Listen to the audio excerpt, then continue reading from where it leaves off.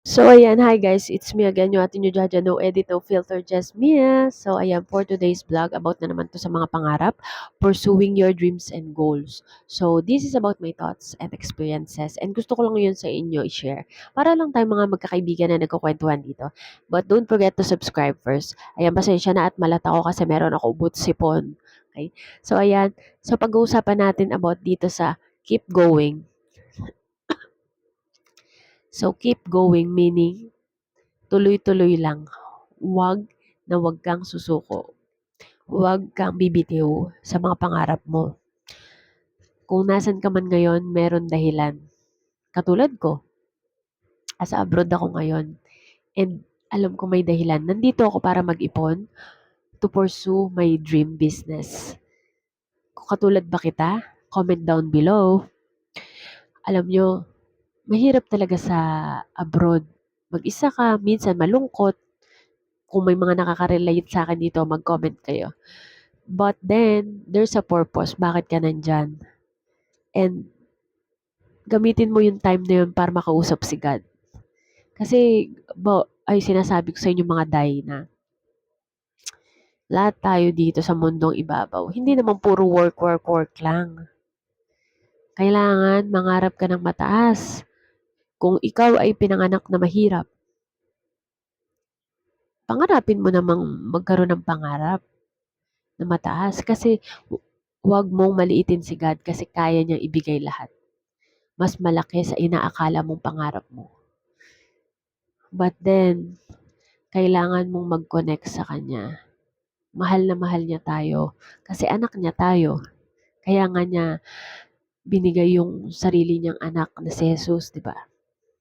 Alam niyo, marami na ako experiences sa Kanya na katulad dito, kung nasan man ako, na napaka-imposibleng matanggap ako, natanggap ako.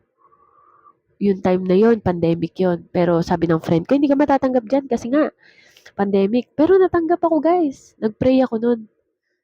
Sabi ko, gusto kong mapatunayan sa friend ko na nothing is impossible with you, God. Ay, nako, guys. Umiyak talaga ako nun kasi naramdaman ko siya na hindi niya ako pinabayaan. Walang imposible sa kanya, sinasabi ko sa inyo.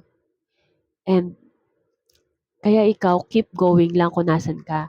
Alam ko, maraming challenges, mga pagsubok, mga pakikisama, kahit nasa malayo tayo, marami tayong pakikisamahang tao, nakakainis, minsan nakakasar, but then, kailangan mong gawin kasi iyon yung challenge sa buhay mo eh. Hindi magkakaroon ng buhay mo. Hindi magkakaroon ng kulay ang buhay mo kung wala yung mga yan. Mga mga bashers na totoong tao na nakikita mo sa pamilya mo minsan and sa ibang tao na hindi mo kilala. It's okay, guys.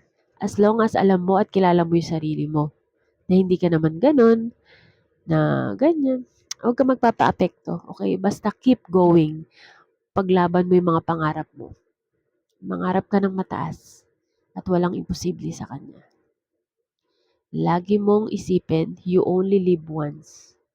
Kaya mangarap ka na ng mataas. At lagi mong isama siya. Pagkasama mo siya, nothing will go wrong. Okay? Basta tuloy-tuloy lang, kapit lang, besh. Alam ko nahihirapan ka na, nakakapagod, pero tiwala lang. Tumayo ka dyan at magbanat ka ng buto at mag-plans ka sa sarili mo. At lagi mo isama si God sa mga plano mo. Okay? Lagi kang maghingi muna sa Kanya ng guidance. Mag-pray ka. You must have a best connection muna. And papakita niya sa iyo yung mga vision na dapat mo makita. Ang dapat mong i-pursue sa life mo. Okay? I hope may natutunan ka dito sa vlog na to and comment down below kung may natutunan ka. Okay? And don't forget to subscribe, like, and share. Bye! See you in my next vlog.